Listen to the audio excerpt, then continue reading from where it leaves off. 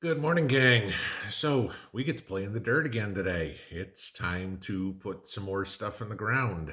So today I'm going to show you how to really get a start on your peas, and then also do some eggplant and some celery, as I'm now about 10 weeks out before my last frost date. My last frost date is the end of April.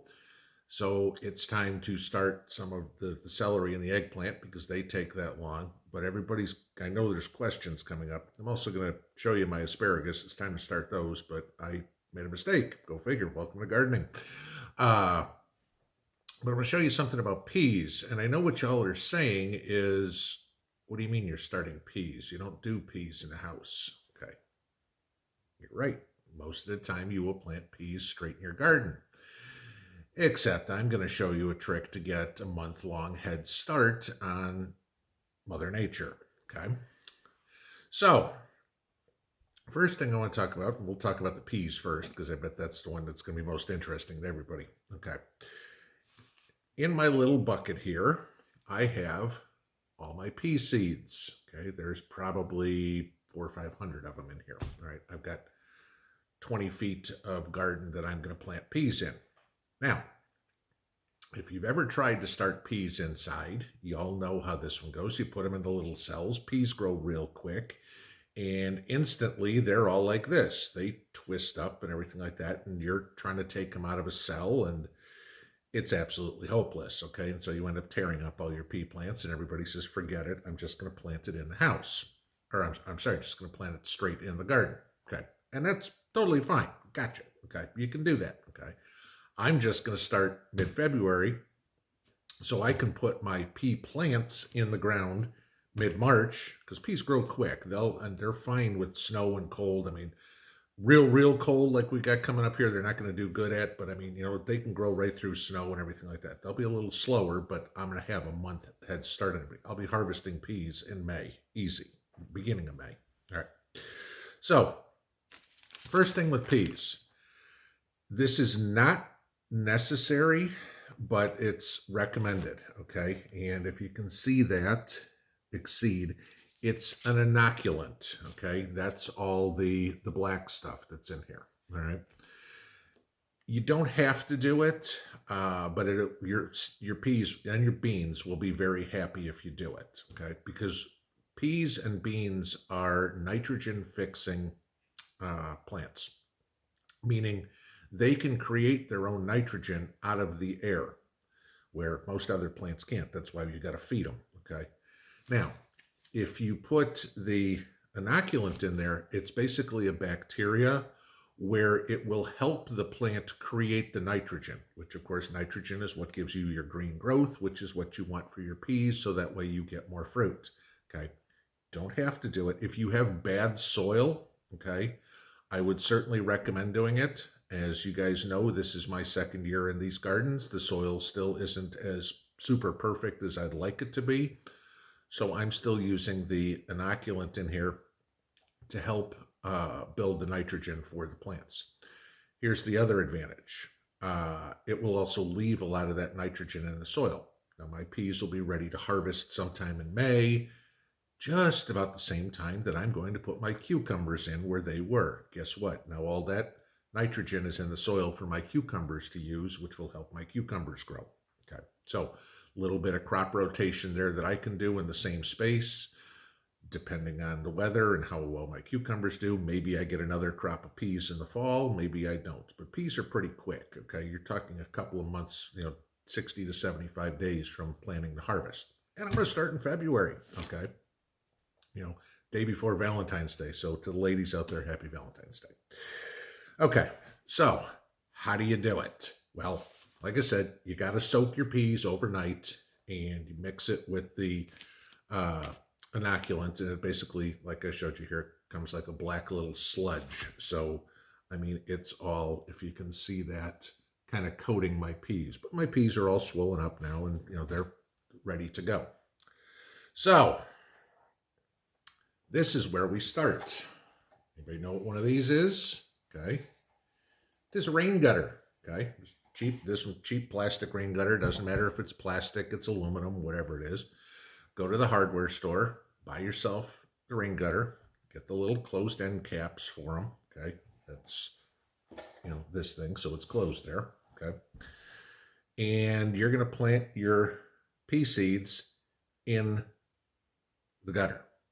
So I'm going to show you, I'm going to do this one. I've got a full one here right next to me of dirt. I'm going to show you how close I plant the peas together, and then I'm going to show you why. So give me a few minutes. Let me do all that because I don't think you need to see me sticking peas in dirt. So you guys know how to do that. So give me a minute. I'll show you what it looks like and where we go from there. Okay, so I put all my peas in, as you can kind of see them there. All right, now, if you look at them, they're 3 wide and about 1 inch apart. I mean, horizontally and vertically. So in this 5-foot rain gutter, it comes in 10 foot, and I cut it in half to 5 foot because 5-foot sections are a whole lot easier to work with, okay? Plant them about 1/4 inch apart. But I got 138 seeds in this gutter. Now, peas don't mind being crowded at all. They actually like it because they use each other as support as they're trying to climb until they get up to the trellis, and you have it there. So you figure there's 138 peas times 4 is what? 540 something pea plants that I'm going to have. All right. So after this, my next step, just like everywhere else, is to lightly cover them all with a little bit of soil. And I'm going to do that real quick, and then I'll show you where I go next. Okay, so now everything's covered, and I've got a rain gutter full of, 138 peas, okay?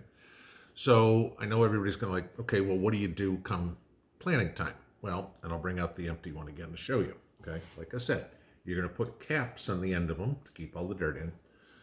But come planting time, you take the cap off of one end, and then literally just dampen these down a little bit and dig a trench, and I'll show you this when it comes time to do it, but you're just going to slide them right out, and the whole thing will just slide out in one big strip because all those roots have kind of intertwined and everything like that. Real easy. Literally, it'll take me 3 minutes to plant all these pea plants come warm weather, whenever that will be. Well, not warm weather because they're going in March 15th. But like I said earlier, peas can withstand the cold and everything like that. So no worries there. They're a cold weather crop. So that's peas. And I thought that would be an interesting one for everybody because I know most people just put peas in the ground. And, this way I'm at least sitting at the table where I'm not busting my back doing it. All right. But I also get a head start. So next thing I'm going to do is my celery. Okay. It's that time. We're 10 weeks out. So this is tall Utah celery. And just like everything else, this is going to go in my little seed cells. Okay, same potting mix I've used for everything else, no big deal. And again, it's going to be the same, same deal as I was doing with everything else. Put a couple of seeds in each cell. I'm going to plant an entire flat of celery seeds. Now, celery seeds are super, super tiny. Okay, there are 1,500 seeds in this pack. Okay, I'm going to plant 24 cells. So obviously I'm going to get more than one in there. You get a couple in there and you'll just thin them out later. But that's the easiest way to go with celery. So we'll put those back in there. Go from there. But if you can see in there how tiny, I don't even know if that'll work, but we can try it, how tiny celery seeds are. They're super, super tiny. Okay, and then finally, again, eggplant. And we use, there it is, the Black Beauty eggplant, which always comes out real pretty. So I'll make some monster eggplants for you, kind of like the ones you see in the grocery store. I mean, we'll get 2-pound easy eggplants. Nice, black, shiny, whole 9 yards on there.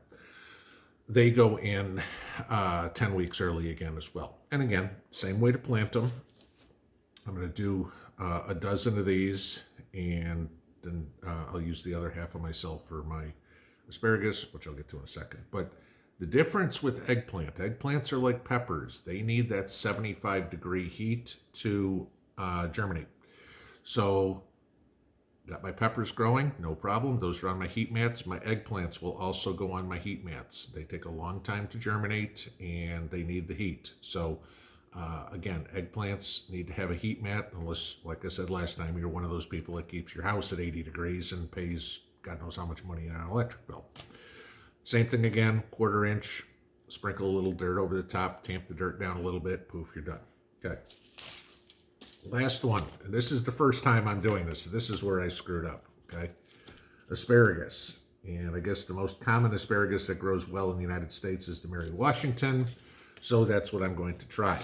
Now, where I screwed up is I should have soaked my asparagus seeds last night. I didn't know that because I've never done it before. So I will be planting my asparagus tomorrow in the other half of my celery tray here and do that. The key on the asparagus that I found out is how long they take to germinate. According to this pack, you're supposed to start them indoors 12 to 14 weeks, so actually I'm late, okay? It can take up to 2 months for them to germinate. So I've got to be very, very patient with my asparagus. And then, as pretty much everybody knows, asparagus is a perennial, so I won't be getting any food out of it this year. Most certainly I might get a stalk or two next year. It'll be, what, 2023 probably until I get any significant asparagus. But asparagus is really good to grow in the garden. One other tip for you, if you want to grow strawberries, don't ask me why. Strawberries and asparagus are excellent companion plants. So they grow very well next to each other. So when you're growing your asparagus, if you want to interspace some strawberries in there, obviously the asparagus is shooting up. Strawberries usually stay along the ground. They grow very well together. But that's not from experience. That's from me learning this stuff too. Because as I've said to everybody, better learn the gardening now and, before SHTF, so you know how to do it later. And again, planting my asparagus now, if nothing happens for 2 years, fine. But in 3 years, I've got asparagus. So, keep learning on this stuff, guys. Don't be afraid to make mistakes. I make mistakes. Things don't grow. It happens to everybody. It happens to farmers. It happens to, master gardeners, whatever. Things, you're going to fail on stuff. But better to practice now, find out what works in your area, what doesn't work in your area, be able to, get used to doing this, know how to fertilize, how to weed, how to, what plants grow in what part of your yard or whatever. Best way to do is learn now before you've actually got to eat off of it. So that's playing in the dirt for a Sunday, guys. I know after yesterday's second video, you guys probably needed one to take a sigh of relief. But, again, this is something that we can do to offset, to prepare, to make sure we're more ready. So get out there, play in the dirt, sit at the kitchen table, put some plants in cells. It's therapeutic. Trust me, it's still my favorite time of the year is doing this and building stuff, plants. So just fun. All right. Have a good Sunday, guys. That's all I got today. Pinball out.